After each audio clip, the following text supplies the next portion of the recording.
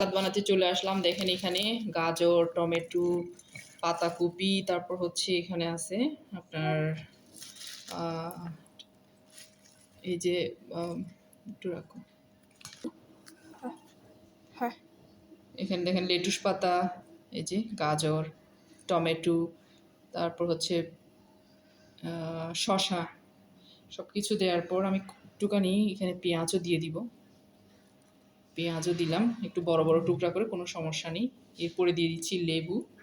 এটা যেহেতু সালাদ হবে, লেবুটা অবশ্যই দিতে হবে টেস্টের জন্য।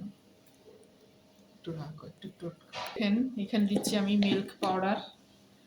এরপরে সামান্য একটু চিনি দিব, একটু চিনিও দিব স্বাদের ব্যালেন্সের জন্য। এটাতে আপনারা লবণ দেবেন, একটু লবণও দিতে পারেন। আমি লবণ দিব না, আমি দিব হচ্ছে বিট লবণ। এখানে দিয়ে দিচ্ছি একটু গোলমরিচের গুঁড়া, একটু রাখো। এটা হচ্ছে বিট লবণ, আলহামদুলিল্লাহ। এখানে বিট লবণ দিচ্ছি আমি।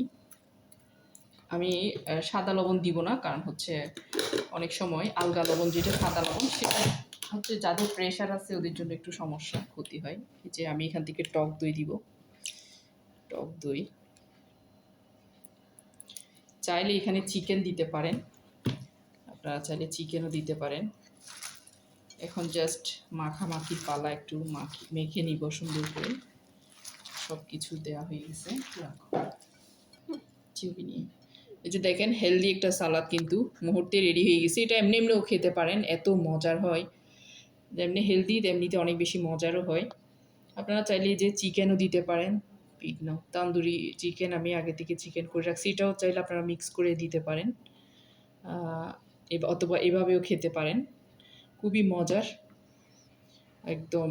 এটা আমি এখন খাবো হচ্ছে পুরি দিয়ে, ডাল পুরি দিয়ে। যে দেখেন ডাল পুরির সাথে পরোটা, ডালপুরি, নান, যে কোনো কিছুর সাথে খেতে কিন্তু অনেক মজা এই সালাদটা।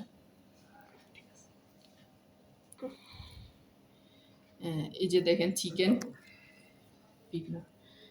দিয়ে দিছি। চিকেন দিলে তো আরও বেশি মজা হবে এই সালাদটা।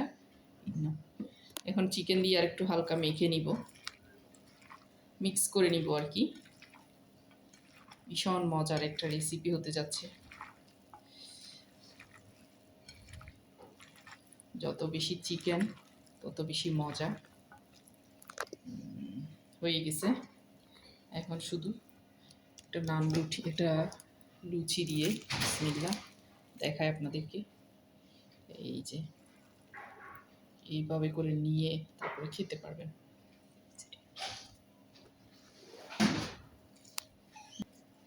এত মজা, আলহামদুলিল্লাহ। মজা করে